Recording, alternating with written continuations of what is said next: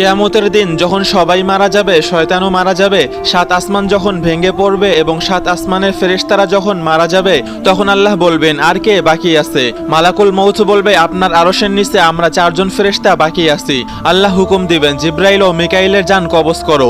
আল্লাহর আরশ তখন সুপারিশ করবে, জিব্রাইল ও মিকাইলকে বাঁচিয়ে নিন। আল্লাহ বলবেন, আরশের নিচে সবার জন্য মৃত্যু। আর তখন জিব্রাইল ও মিকাইলের মৃত্যু হবে। আল্লাহ তখন জিজ্ঞেস করবে, আর কে বাকি আছে? মালাকুল মউত বলবে, আমি আর ইসরাফিল বাকি আছি। আল্লাহ ইসরাফিলের জান কবজ করার জন্য বলবেন, আর ইসরাফিলের হাত থেকে শিঙ্গা পড়ে যাবে আর আল্লাহর আরশের সাথে মিশে যাবে।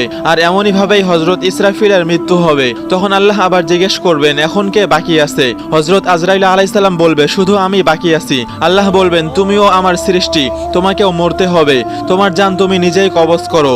তখন হযরত আজরাইল আলাইহিস সালাম এমন এক চিৎকার দিয়ে নিজের জান কবজ করবে, যে চিৎকার কিয়ামতের সময়ও কেউ শুনবে না।